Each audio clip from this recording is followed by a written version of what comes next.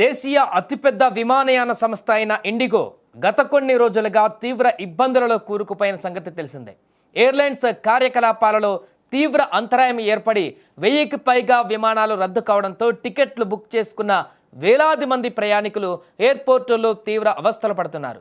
ఈ నేపథ్యంలోనే తాజాగా పౌర విమానయాన మంత్రిత్వ శాఖ ఇండిగో సంస్థ పైన కఠిన చర్యలకు ఉపక్రమించింది. రద్దయిన అన్ని విమానాల టికెట్ రీఫండ్లను అందించాలని ఆదేశించింది. అలాగే శుక్రవారం ఒక్కరోజే 1000కి పైగా విమానాలను రద్దు చేసిన ఇండిగో సంస్థ నిన్న కూడా 400కు పైగా విమానాలను రద్దు చేయడంతో పరిస్థితి తీవ్ర గందరగోళానికి దారితీసింది. దీంతో రద్దయిన విమానాలకు సంబంధించిన అన్ని టికెట్ రీఫండ్లను చేయాలంటూ కూడా ఇండిగోకు కేంద్రం వార్నింగ్ ఇచ్చింది. ప్రయాణికులకు డబ్బులు చెల్లించేటువంటి ప్రక్రియలో జాప్యం లేదా విఫలమైన తక్షణమే నియంత్రణ చర్యలు తీసుకుంటామని తీవ్రంగా హెచ్చరించింది. దీంతో పాటు విమానాల రద్దు కారణంగా ప్రయాణికుల షెడ్యూల్ ప్రభావితమైన ప్రయాణికుల నుంచి రీషెడ్యూలింగ్ ఛార్జీలు వసూలు చేయవద్దని కూడా ఇండిగోకు కేంద్రం సూచించింది. ప్రయాణికుల ఇబ్బందులను తగ్గించడానికి, సమస్యలను త్వరగా పరిష్కరించడానికి మంత్రిత్వ శాఖ ఇండిగోకు ప్రత్యేక ఆదేశాలు కూడా ఇచ్చింది. తక్షణమే ప్రయాణికులకు సహాయం చేసేందుకు టీంలను, రిఫండ్ సౌకర్య కేంద్రాలను కూడా ఏర్పాటు చేయాలని ఆదేశించింది.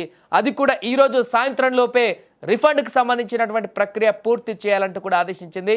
ఇక 2 రోజులుగా ఇండిగో విమానాలలో నెలకొన్నటువంటి ఈ యొక్క సమస్య కారణంగా వేల సంఖ్యలో విమాన ప్రయాణాలు చేసేటువంటి ప్రయాణికులు ఇబ్బందులకు గురవుతున్నారు. చాలామంది వారి యొక్క ప్రయాణాలను చేయలేక ఇబ్బంది పడుతూ వారి యొక్క అవస్థలను సోషల్ మీడియా ద్వారా చెప్తున్నటువంటి విజువల్స్ను కూడా చూస్తున్నాం. ఈ నేపథ్యంలోనే 2 రోజుల నుంచి జరుగుతున్నటువంటి పరిణామాల నేపథ్యంలో కేంద్రం నిశితంగా పరిశీలించి ఈ యొక్క అంశం పైన చాలా సీరియస్ అయినట్టుగా కనపడుతుంది. ఇండిగో సంస్థ నిర్లక్ష్యం కారణంగా ఇండిగో సంస్థ చేస్తున్నటువంటి ఈ యొక్క విమానాల రద్దు కార్యక్రమం ద్వారా అనేక సామాన్య ప్రజలు ఇబ్బందులు పడుతున్నటువంటి ప్రయాణికులు, విమాన ప్రయాణికులు ఎక్కువగా ఇండిగో అంటే మధ్యతరగతి ప్రజానీకం ప్రయాణించేటువంటి సంస్థగా చెప్పుకోవచ్చు. ఎందుకంటే ఇండియాలోనే ఎక్కువ ప్రయాణాలు చేయగలిగేటువంటి ఇండిగో ప్రయాణ సంస్థగా ముద్రపడింది. అది చాలామంది ఇండిగోని ఎక్కువగా చూస్ చేసుకునేటువంటి అవకాశం ఉంటుంది. అందుకే ఇండియాలోనే ఎక్కువ మార్కెట్ కూడా ఇండిగో ఎయిర్లైన్స్కే ఉంది మిగతా ఎయిర్లైన్స్తో పోలిస్తే.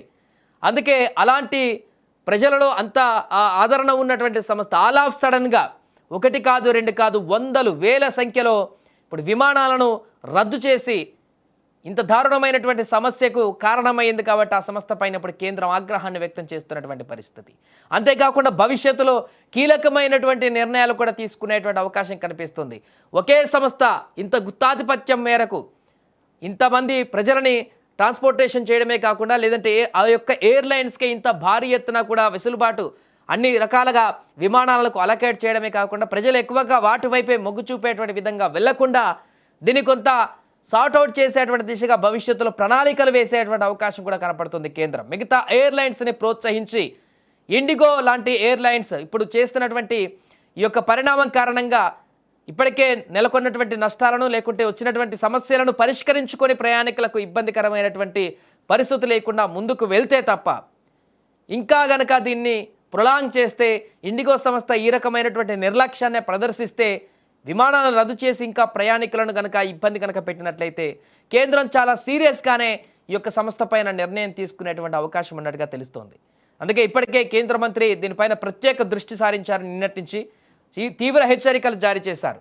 మొదట్లో సానుకూల ప్రయత్నాలు చేసినప్పటికీ కూడా ఇండిగోలో ఎలాంటి మార్పు రాకపోవడంతో మరలా 2వ రోజు కూడా 400 ఫ్లైట్లు రద్దు చేసేటువంటి పరిణామానికి దారితీయడంతో ఇప్పుడు నేరుగా ఇక డూ ఆర్ డై పొజిషన్లోకి వెళ్ళినటువంటి పరిస్థితి కనపడుతుంది. ఈరోజు సాయంత్రం వరకు ప్రయాణికులందరికీ రిఫండ్ ఇవ్వడమే కాకుండా తక్షణ చర్యలు తీసుకోకపోతే కీలకమైనటువంటి చర్యలు తీసుకునేటువంటి అవకాశం ఉన్నట్టుగా తెలుస్తుంది. ఏదేమైనా కూడా ఇండిగో ఎయిర్లైన్స్లో నెలకొన్నటువంటి ఈ సాంకేతిక సమస్యల కారణంగా ఏర్పడ్డ ఈ యొక్క నష్టాలు కానీ సమస్యలన్నింటినీ కానీ త్వరగా సార్ట్అవుట్ చేసుకుంటే ఇండిగో సంస్థకే మంచిదిగా ఉండేటువంటి అవకాశం కనపడుతుంది. లేదంటే ఆ తర్వాత ఇండిగో సంస్థకి తీవ్రమైనటువంటి ఇబ్బందులు ఎదురయ్యేటువంటి అవకాశాలు కూడా కనపడుతున్నాయి.